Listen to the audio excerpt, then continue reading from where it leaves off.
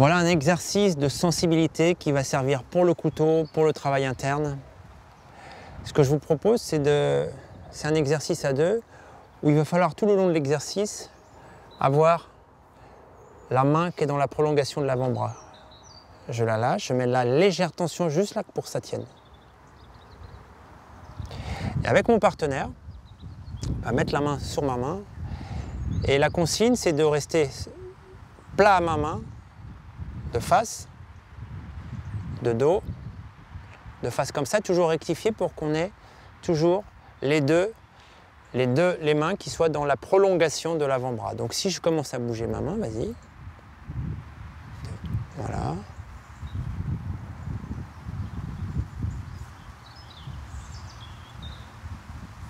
Tu vois, attention, tu plies là.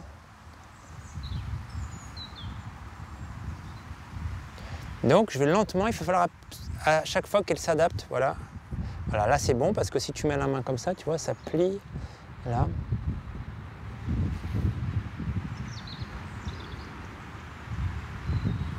Et je bouge lentement mes mains. Vous voyez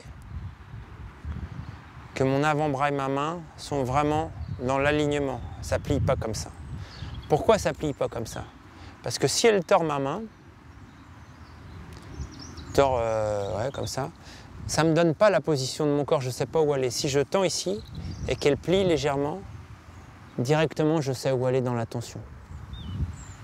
Alors maintenant, pour l'habituer, je vais commencer à faire des cercles. Elle va rester avec sa main à plat sur la mienne. Après, je fais des 8. Voilà, très bien. Je vais vraiment lentement parce que c'est une habitude.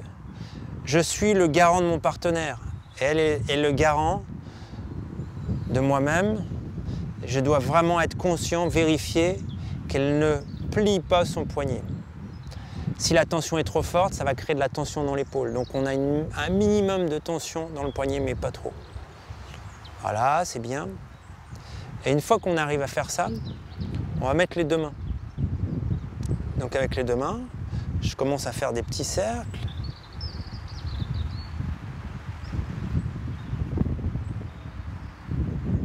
Voilà.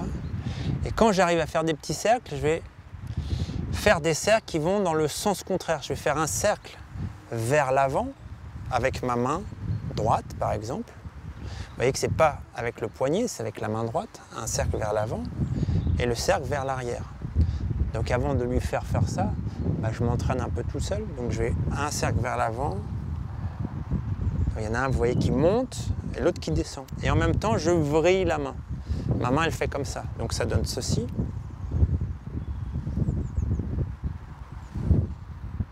Et donc ça va lui donner une faculté à s'adapter. Vas-y, tu mets tes mains. T'es prête?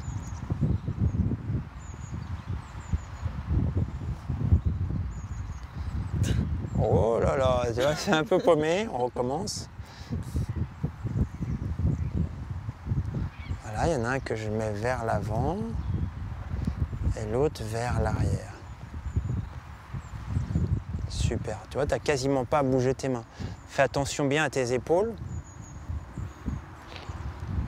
Et quand il y arrive, maintenant, je fais des mouvements, j'essaye de faire des mouvements non prédictifs.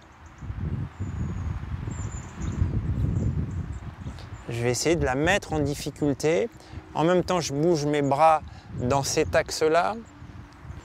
Et à la fois, je les vrille. Vous voyez qu'on tombe sur des positions qui sont relativement biomécaniques, puisqu'on va avoir des angles de 90 degrés, quasiment, par rapport au bras. Dès qu'on va trop loin, si j'écarte trop, c'est plus possible. Donc ça montre la zone de confort. La zone de confort, elle est à peu près devant. Donc je vais rester dans cette zone-là. Et si je quitte cette zone de confort, elle me lâche. Ça ne sert à rien d'aller plus loin. On va se relever tranquillement. Et là, on va pouvoir le faire. Vous voyez, je bouge mon corps. Lentement. Comment je peux me placer? Et vous voyez que ça oblige son corps à rester dans une espèce de tenségrité. C'est un terme qu'on utilise en architecture pour montrer la solidité d'une structure dans la souplesse, une espèce de globalité. Fais-le moi, donc c'est moi qui te suis. Il faut que je reste connecté, vous voyez, avec ses mains et avec mon corps. Au début, on est un petit peu perdu sur cet exercice et petit à petit, on acquiert de la maîtrise. C'est vraiment ce qui permet, lorsque le partenaire vient de saisir, si tu viens me saisir, au lieu de mettre mes mains comme ça, de poser les mains en douceur, en les alignant et de sentir le mouvement. Si tu viens me saisir, c'est ce qui me permet de sentir le mouvement. Vous voyez, j'ouvre ici. Si tu viens saisir avec tes deux mains, voilà, c'est ça. Au lieu de bouger comme ça, je ne sais pas où ça va. Dès que je mets une petite tension dans la main, ça va me donner le mouvement. Je vais pouvoir savoir où va le partenaire. D'accord ? Donc viens me saisir, c'est ce qui permet aussi de bouger. Regardez, je bouge avec la main. La main devient comme un avion qui me permet de diriger le corps de mon partenaire. C'est un gouvernail. Voilà, j'agis sur sa structure. Et je prends l'habitude d'agir non pas en pliant les poignets où je n'ai aucune sensation. Si je plie les poignets, ma sensation elle s'arrête là. Si j'ai le poignet légèrement tendu, la sensation remonte. Il faut que ça soit complètement détendu là et elle peut aller jusqu'à mon bassin. C'est-à-dire si tu cherches à plier mes doigts, voilà, là il ne se passe rien. J'ai aucune sensation dans tout mon corps. Vas-y. Maintenant, si je laisse mes doigts tendus, voilà.